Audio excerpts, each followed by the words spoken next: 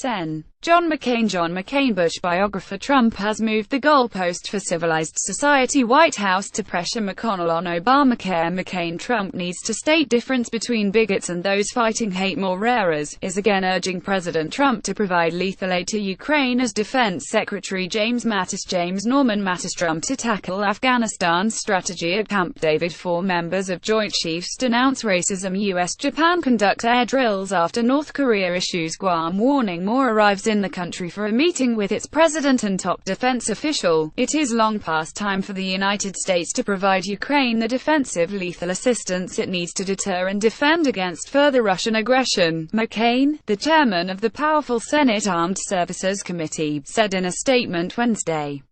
The senators renewed calls for the U.S. to provide lethal weaponry to Ukraine as it battles pro-Russia separatists in the eastern Donbas region. Comes 2 days after Trump announced a new broad strategy for Afghanistan. With a change of course in Afghanistan, McCain said, Trump now has the same opportunity with regard to Ukraine.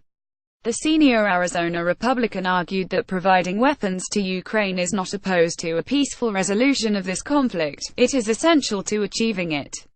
As long as the status quo remains, Russia has no reason to change its behavior, and we should only expect more violence and more death, he said. Russia has denied providing support to the separatists, but U.S. officials have claimed otherwise.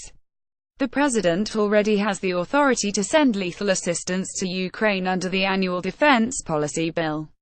But former President Barack Obama Congress needs to assert the war power against a dangerous president. CNN's Don Lemon. Anyone supporting Trump complicit in racism. DOJ warrant of Trump resistance site triggers alarm. More chose instead to send only non-lethal assistance to the country. During his visit to Kiev, Mattis is expected to reassure the country's leaders that the U.S. remains opposed to Russia's 2014 annexation of Crimea. According to the Associated Press, Trump entered office in January with hopes of improving the relationship between the U.S. and Russia. But ties have grown tense amid ongoing investigations into Russia's role in the 2016 election and possible collusion between the Trump campaign and Moscow. Also fueling tensions between the two countries is a sanctions package signed into law earlier this month that penalizes Russia for its efforts to meddle in the election. Trump reluctantly signed the measures after they were overwhelmingly passed by Congress.